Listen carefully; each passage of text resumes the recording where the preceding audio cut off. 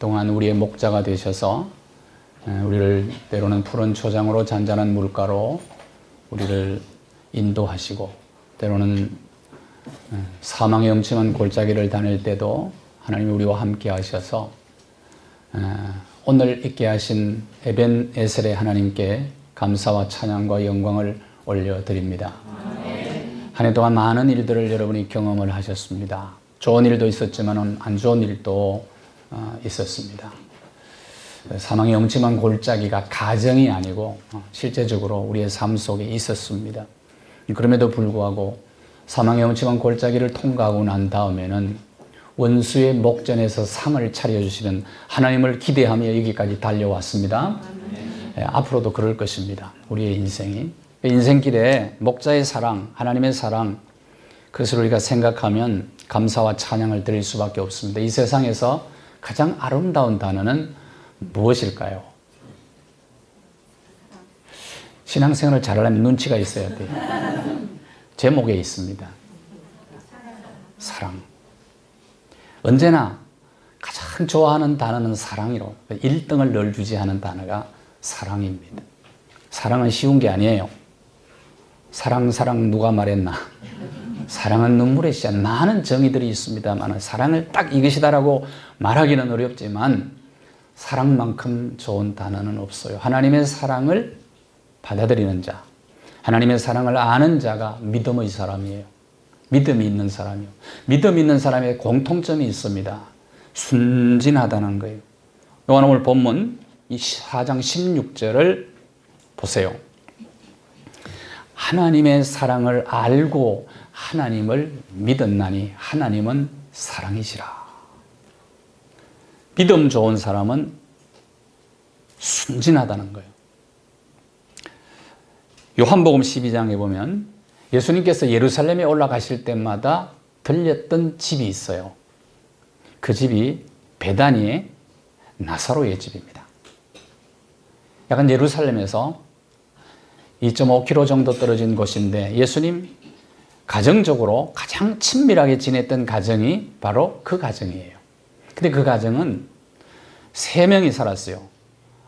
나사로, 마르다, 마리아. 3명이 살았는데 일찍 부모님이 돌아가셔서 가난하게 살았습니다. 이런 가정을, 이런 사람을 뭐라고 부르죠? 일찍 부모님을 여인 사람들을 뭐라고 부르죠? 네? 고아. 그렇게 부르지 말고 소년, 소녀, 가장, 그렇게. 용어 선택이 굉장히 중요합니다. 네. 그런데 가난하게 자랐어요. 어렵게 살았어요. 그런데 그 가난하고 어렵고 부모님 일찍 돌아가시면 형제 우애는 대단하죠. 그런데 거기에 막내인 마리아가 예수님이 어느 날 집에 오셨는데 예수님이 십자가 앞에 놓고 그 집에 또 가시죠. 그런데 정말 가장 귀하게 여겼던 시집 갈 때 가지고 가려고 준비했던 향유, 최고급 향유였던 것 같아요. 그 향유를 예수님에게 드리고 싶은 감동이 일어나는 거예요.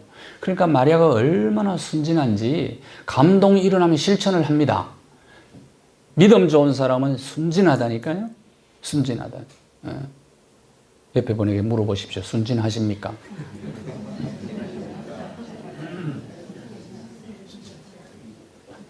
아니, 예수님의 사랑을 이제 늘 예수님 만나면서 정말 예수님의 사랑을 체득을 한 거예요. 그러니까 어느 날 예수님이 오셨는데 예수님 보자마자 감동이 일어나요. 내게 가장 귀한 향유를 예수님께 드려야 되겠다. 향유병을 깨뜨리고 예수님 발에 붓고 머리털로 닦아드렸는데 근데 그 가격이 얼마 정도 되느냐? 300데나리오. 이것은 1년 장정 연봉입니다. 품삯입니다. 대충 계산해 보면 그냥 레귤러하게 계산해 보면 3천만 원 정도 돼요. 3천만 원. 그 3천만 원을 쏟아부은 거예요. 순진하죠? 여러분에게 감동이 오면 그렇게 하실 수 있겠습니까? 정말 순진하다 이 말이죠. 감동받은 대로 실천을 하는 거예요. 근데 가룟 유다가 보니까 이게 너무 눈에 가시야 이게 걸려 못 보겠어. 비판하잖아요. 아브라함도 믿음의 조상인데 아들 이삭을 모리아산에 바치라고 하는데 명령을 받았을 때 따질 말이 많았을 것입니다. 하나님 앞에. 하나님, 도대체 뭐 하는 짓입니까? 줄 때는 언제고 또 달라고 하십니까, 아들을? 약속의 아들이 둘만 있어도 하나 드릴 텐데 하나밖에 없는데 이 하나 있는 아들을 어떻게 또 드리라고 하시는 겁니까? 하나님이 약속 잊으셨나요? 하늘의 별처럼 바다의 모래처럼 후손을 번성하게 하겠다는 그 약속 하나님 기억하고 계시나요? 하나님은 인신제사를 안 받으시는 분 아닙니까 도대체? 할 말이 얼마나 많았겠어요. 그런데 한마디도 안 합니다. 바치죠? 순진해요. 그런데 하나님의 백성들, 믿음의 사람이 순진한 걸 세상이 이용해서 그게 문제예요. 예수님께서 제자들을 세상 속에 보내시면서 마태복음 10장 16절에 보시면 제자들을 보내면서 너무 가슴이 아팠어요. 왜? 양을 이리 가운데 보내는 것과 같아. 이리들이 득실거리는 것이 세상인데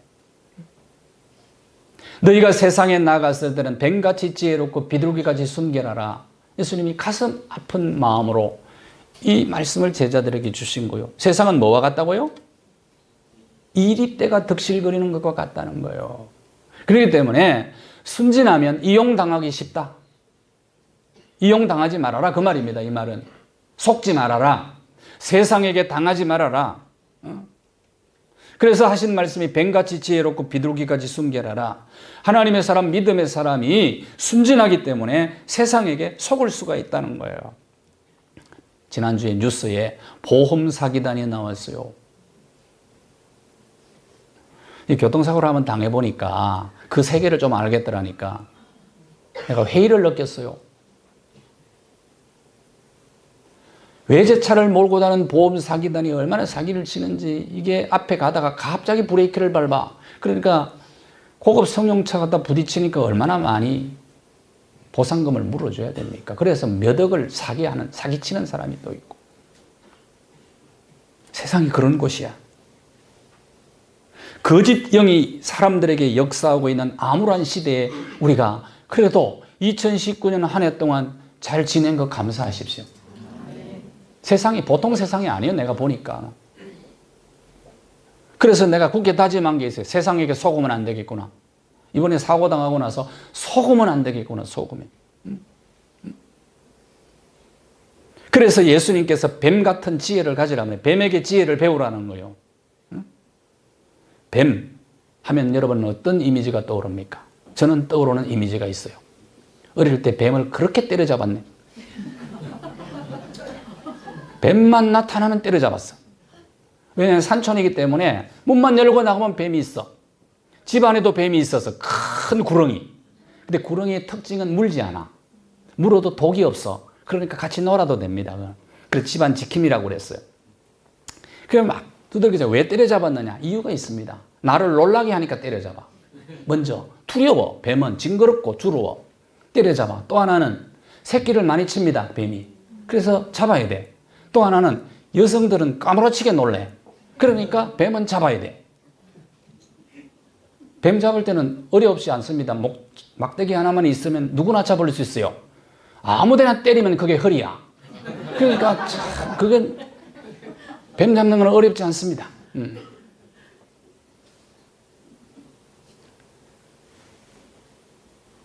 어떤 신학자가 그랬어요.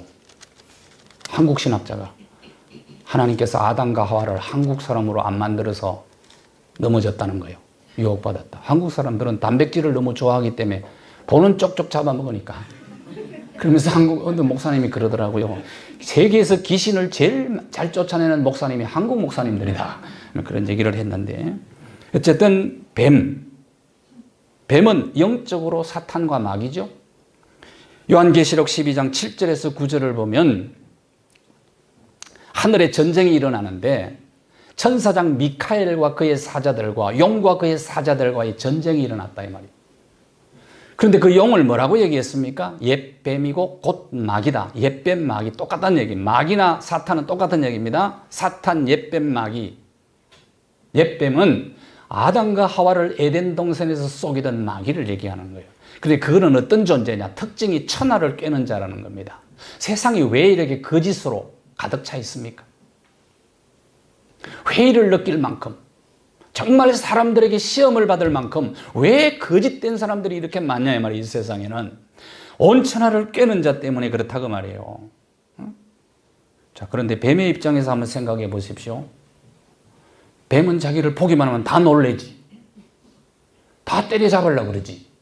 그럼 뱀 해먹겠어요? 못 해먹겠어? 내가 그냥 뱀의 입장에서는 뱀 못 해먹겠네, 그 소리가 저절로 나올 것 같아.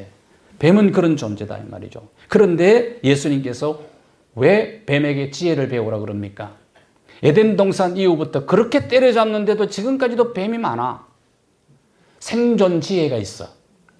팔도 없고 다리도 없어. 손도 없고 발도 없어. 그런데 못 가는 곳이 없어요. 못 가는 곳이. 생존 지혜가 있는 거예요. 이것을 뱀에게 배우라는 거예요. 순진한데 세상 속에 나가서 이리들에게 당하지 말라는 거예요. 이리들.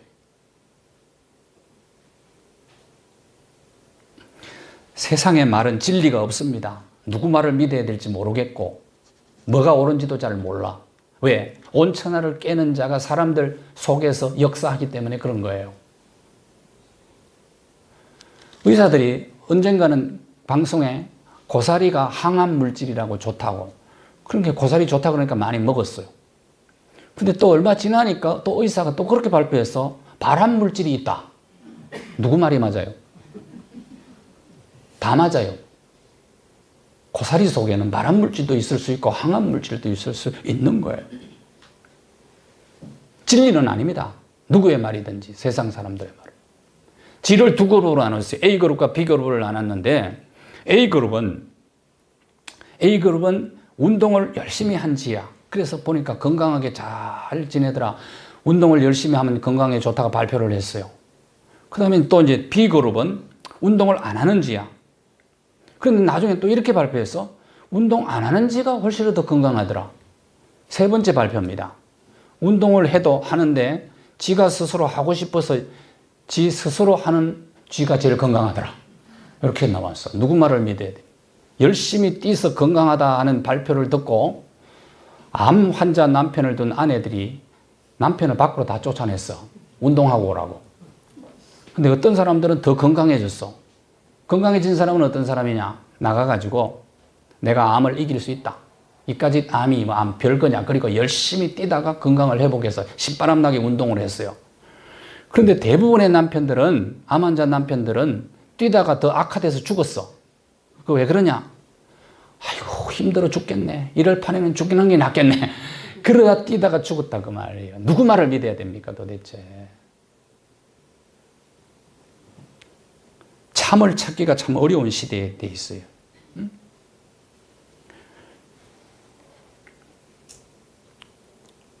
여러분 교회 올 때도 기쁨으로 오시기를 바라요. 즐거운 마음으로 신바람 나게 오세요.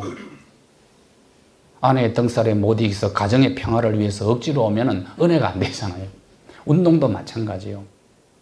신바람 나게 해야지. 몸에 좋다고 말이에요. 하나님 우리 너무 사랑하시기 때문에요. 우리가 아픈 걸 하나님이 싫어하세요. 우리가 아프면 하나님 더 아파하세요. 내가 고통스러워하면 하나님은 더 고통스러워하세요. 그래서 가장 중요한 거는 살아있는 게 제일 중요하고 그 다음에 건강하게 살아있어야 됩니다. 건강하게. 여러분 옆에 보시고 인사를 오늘 이렇게 합시다. 2019년 마지막 주일인데 살아있는 거 축하드립니다. 건강하세요. 건강하세요.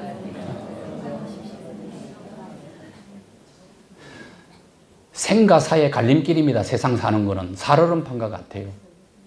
그렇기 때문에 살아있는 게 가장 귀하고 그 다음에 건강한 거요.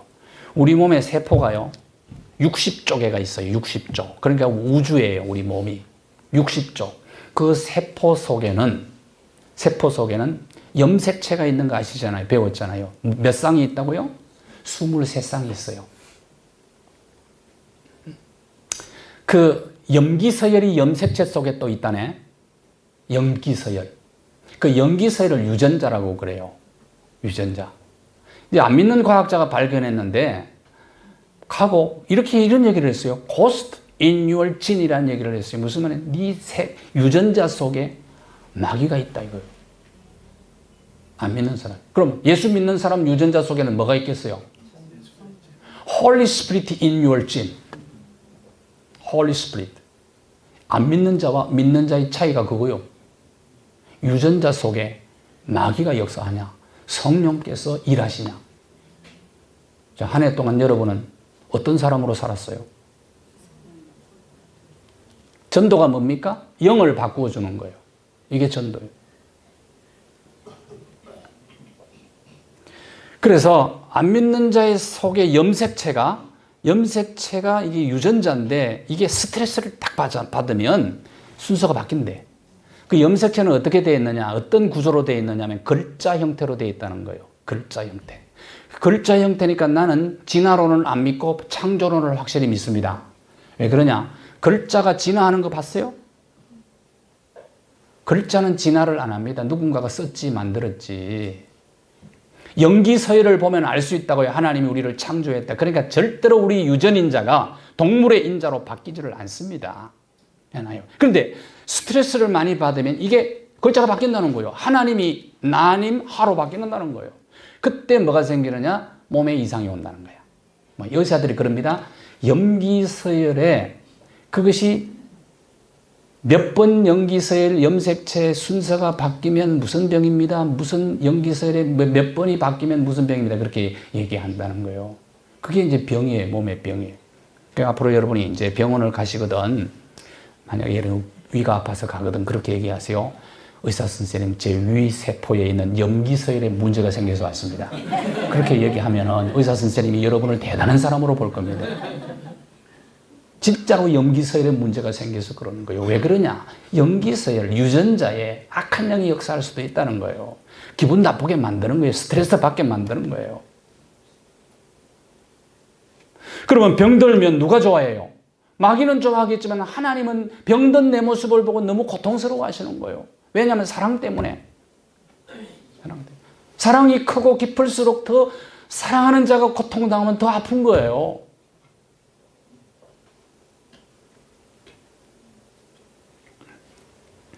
베다니 마리아의 집에 예수님 가셨는데 마리아는 성령의 다스림을 받아요.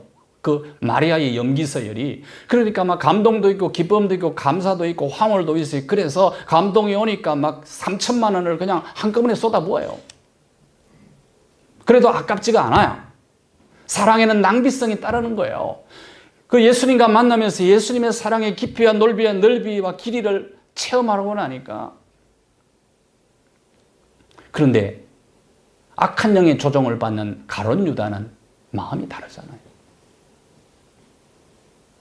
왜 저런 짓거리 하냐 이 말이에요. 왜 허비하느냐. 그걸 팔아서 가난한 사람에게 주면 훨씬 좋지 않느냐. 이 연말에 가룟 유다의 말이 맞아요, 틀려요?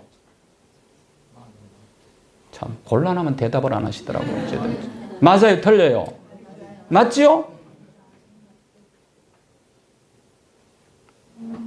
옳고 그르냐의 원리를 따라 사는 게 아닙니다. 우리는 믿음의 사람들은 유전자 속에 성령님이 일하시더라 이 말이요.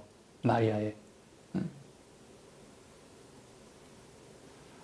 바로왕이 이스라엘 백성들을 품에 안았다면 어떻게 됐을까요? 사랑으로 큰 자원이 되잖아요. 그런데 바로왕의 마음속에 불신이 들어가서 저들이 전쟁이 일어났을 때 내게 등을 돌리고 적군하고 손을 잡으면 우리가 어떻게 되느냐. 그래서 학대를 한 거예요. 그게 결국은 화근이 된 건 아닙니까?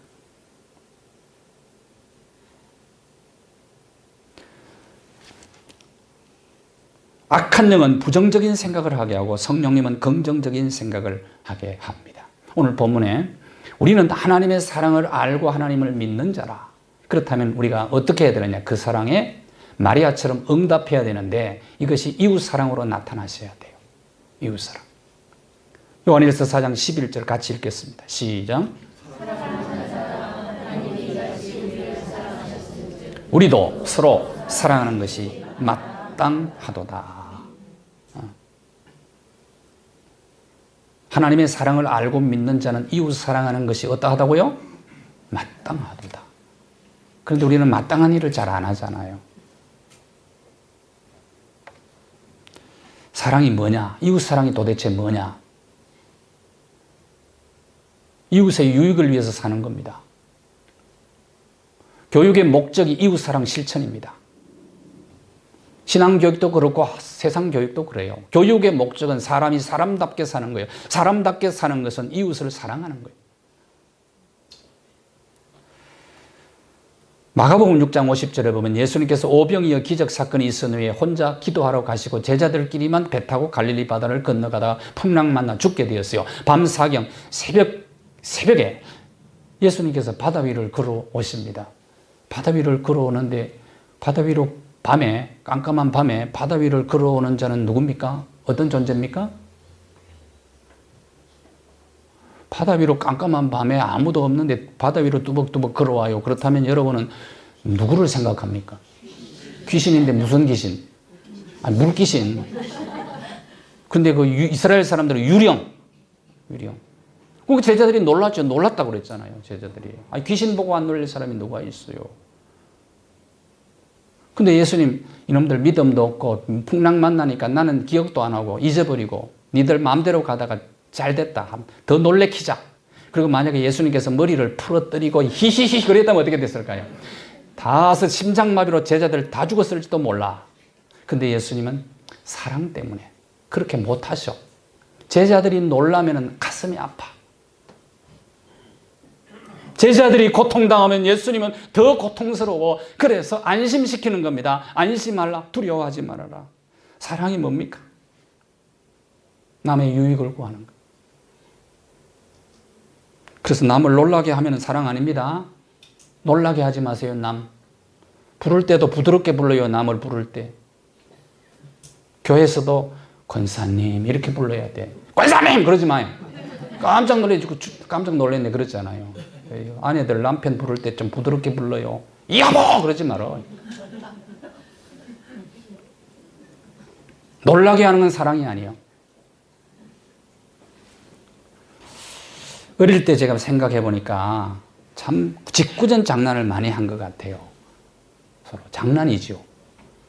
어두컴컴할 때 골목 뒷모퉁이에 숨어 있다가 지나가던 아이들한테 나타나가지고 놀라게 하는 그 위험한 겁니다. 그 심장마비로 죽을 수가 있어요. 조심하세요. 우리 그 윗동네에 정치하는 사람이었는데 정말 술 먹으면 청년들을 불러다가 괜히 괴롭혀요. 그러니까 이제 청년들이 이걸 한번 애를 먹이자 그래가지고 그 이제 우리 한 1점 몇 킬로 될 거예요. 아마 윗동네하고. 근데 우리 시골이니까 막 컴컴한 모퉁이 도는데 청년들이 가서 숨어 있다가 술 먹고 지나가는 그 사람을 놀린다가 모래를 퍼버렸어. 그러니까 막 자기 아들이 근데 인배 기억도 나면 인배야 그리고 도망가더라고. 그런 거 하면 안 된단 말이에요. 그러니까 여러분 절대로 놀라게 하면 안 되고 시골에서 어릴 때 그 통시라고 그랬는데 변소를요. 화장실이 저 밖에 있는데 그 화장실 문이 뭐냐 하면 가만히 떼기 붙여놨다고. 그때는 화장실에 들어갈 때는 놓고 하잖아요. 놓고를 해야 되잖아. 그런데 가만히는 놓고 해도 소용이 없어. 놓고를 해야 되는데. 그럼 무슨 놓고를 하느냐? 기침 놓고를 합니다. 그리고 안에서도 그리고. 그런데 문제는 음을 안 하고 확 여는 사람이 있단 말이야. 얼마나 당혹스럽습니까? 그렇게 하면 안 돼. 사람을 놀라게 하면 안 돼요. 사람. 이건 사랑이 아니에요. 사랑 안에는 오히려 두려움을 사랑은 내어쫓는다 그랬다고. 요한일서 4장 18절을 한번 봐요. 요한일서 4장은 사랑장입니다. 성경에 두 개의 사랑장이 나와요. 고린도전서 13장 그리고 요한일서 4장이 사랑장이에요. 같이 읽을까요? 시작. 자, 온전한 사랑은 뭘 쫓아낸다고요? 두려워하는 자를 평안하게 하는 게 사랑이에요. 근심 걱정하는 자에게 안심시켜주는 것이 사랑이에요. 이렇게 하는 것이 마땅하다고 성경은 얘기합니다. 자, 베드로 제자들을 안심시킨 예수님께서 제자들이 묻습니다. 특히 베드로가 묻죠. 주님이시거든 마태복음 14장 28절과 29절에 보면 주님이 식으던 나를 물 위로 오라고 하소서. 베드로가 배에서 내려서 물 위로 걸어갑니다. 이제 유령이 아니고 예수님인 걸 확인했는데 확인을 또 해. 베드로가. 진짜 예수님 맞습니까? 물귀신 아니고. 그래 맞다고. 그러면 나를 물 위로 오라고 한번 해보세요. 베드로가 배에서 내려서 물을 걸어갔어요. 순진해요, 안 순진해요? 자, 오늘 새벽, 내일 새벽에 여러분이 배 타고 한강 건너가는데 예수님이 또벅또벅 걸어오셔. 그 예수님이 이시면 나를 물 위로 걸어오라게 하십시오. 걸어오라 그런데 걸어갈 수 있겠어요? 우리 교인 중에는 한 사람도 없을 거예요. 저도 못 걸어갑니다. 저는 이걸 읽으면서 베드로 정말 믿음 좋다. 베드로 믿음 좋다. 응? 이렇게 순진하구나 베드로가. 그래서 수제자가 된 거다.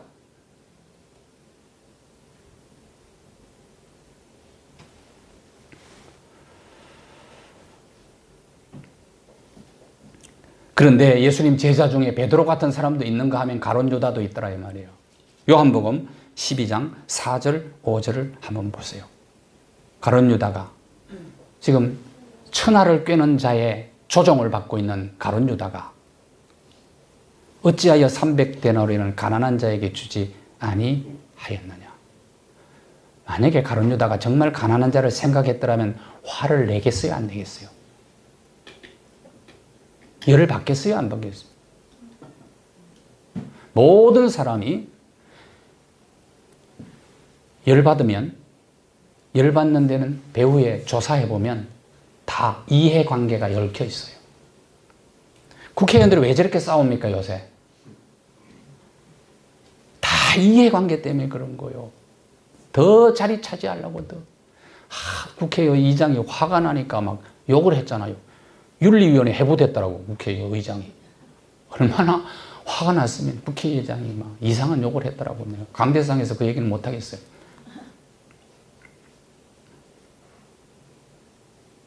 정권 창출하는 거, 정권 재창출하는 거, 이 욕심만 있는 거 아니에요. 그러니까 화를 내는 거예요. 가룟 유다가 정말 가난한 자를 도와주고 싶어서 했다면 화내지 않아요. 그의 동기는 성경은 뭐라고 그럽니까? 그는 도둑이라고 그러죠. 도둑.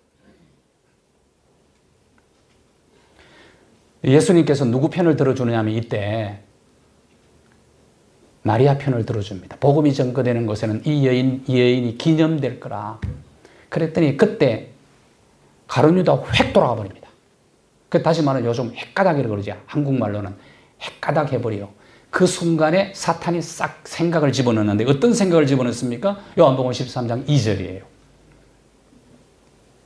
그 순간에 예수님 팔 생각을 집어넣었어요. 만일에 이때 예수님께서 너 정말 가난한 자를 도와주고 싶은 마음 대단하다 칭찬했다면 예수님 팔지 않았을 거예요. 여러분이 열받을 때 조심하세요. 다시 말하면 헷가닥할 때 조심하세요. 그때 악한 생각을 마귀가 집어넣을 수가 있어요. 그러면 큰일을 저지릅니다. 정치인들이, 기업의 회장이, 인기 있는 연예인들이 평상시 정상적인 생각 가지고는 극단적인 선택을 할까요? 불려가가지고 검사 앞에서 창피당하고 그러니까 열받은 거예요. 헷가닥했어요. 헷가닥하니까 대통령 지낸 사람도 뛰어내리잖아요. 대기업의 회장도 사무실에서 뛰어내리잖아요. 인기 연예인도 뛰어내리잖아요. 이게 무서운 거예요. 누구의 지배를 받느냐는 거예요. 조심할 때 언제 조심하자고요? 해야 돼. 옆에 분하고 해야 돼. 언제 조심하라고요? 헷가닥할 때 조심하라. 헷가닥할 때 조심하라. 열받을 때 목사도 예외가 아닙니다. 직분 중요한 게 아니에요. 헷가닥할 때 사탄이 악한 생각 집어넣으면 뛰어내린다니까.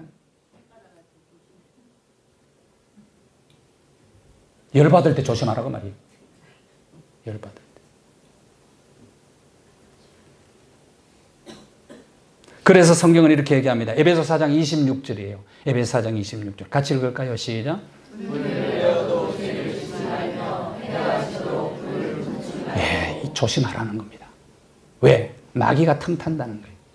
그 틈으로 악한 생각을 집어넣어주면 내 속의 염기 서열이 사탄의 조정을 받으면 몸도 문제가 생기지만 큰일을 저지른다고 말이에요. 그러면 안 되잖아요, 인생.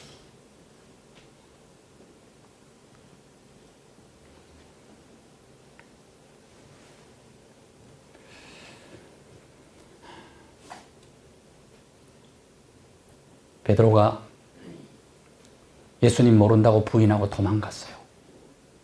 예수님 찾아가죠. 왜? 사랑 때문에. 따졌어요, 안 따졌어요? 이놈아, 네가 3년 동안 내가 모든 걸 쏟아부어서 너 세워놨더니 너 이럴 수 있어? 한마디 안 하세요. 내가 너한테 너무 실망했다는 말씀을 안 하세요. 예수님 하신 말씀 많이 있을 거예요. 근데 딱 한마디 묻는 게 사랑을 물어요. 네 나 사랑하냐? 왜 안 물었을까요? 베드로가 지금 예수님한테 고개를 못 들고 있어. 그래서 예수님이 터치를 하면은 고통스러워할까봐 네 고통이 내 고통이라. 이게 사랑이요. 한없는 사랑이요. 가슴 찡한 아버지의 사랑 이야기가 누가복음 15장에 나오지 않습니까? 아버지 재산 미리 돌아가시기 전에 유산 받아가지고 다 탕진하고 부어라 마셔라 기생집에 가고 다. 아버지, 내가 이 아버지를 얼마나 고통스럽게 하는 것을 전혀 생각지 않고 살아가요. 그러다가 죽을 지경이 되니까 아버지 생각하는 거예요. 돌아와요. 근데 아버지는 안 물어봐요. 이놈아, 네가 그럴 수 있냐? 다 어떻게 했냐 재산? 만약에 따졌다면 돌아온 탕자는 자살했을지도 몰라요. 내 아버지는 한마디 묻잖아요. 아들의 고통이 내 고통이라. 집 나간 자식이 고생할까봐 밤마다 문을 열어놓고 아들 돌아오기를 기다리는 아버지의 그 사랑 말이요. 돌아왔을 때는 한마디 따지지를 않고. 그 사랑이 하나님의 사랑입니다. 하나님의 사랑을 가장 많이 닮은 사랑이 엄마의 사랑 아니에요?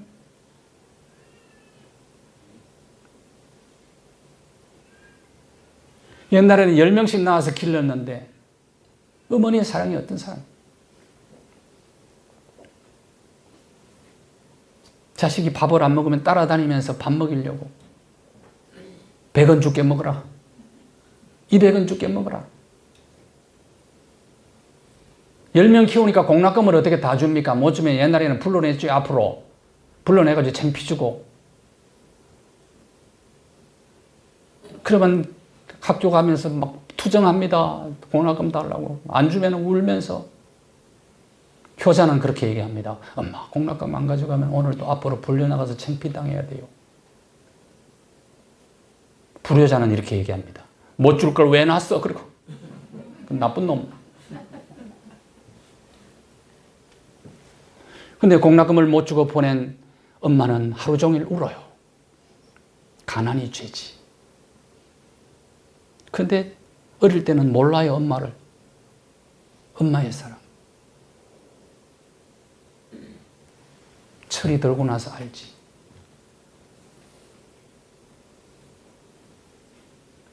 지금도 저희 어머니 생각하면 참 가슴이 아픈 때가 있어요. 저희 아버지는 집안일을 잘 안 하셨어요. 밖에 일은, 동네 일은 잘 하시는데 잘 안 하셔. 그러니까 어머니가 일을 다 하죠. 장로님 아들인데 사연이 있습니다. 장로님 아들인데도 술을 잡수셔서 제가 그래 아버지 늘 창피하게 생각을 했어요. 학교 오면요 안 왔으면 좋겠다 생각했어요. 그런데 지금 생각해 보니까 아들 보고 싶어서 온 거야, 학교에. 아들을 자랑하고 싶어서 온 거야. 철이 드니까 그걸 알겠어.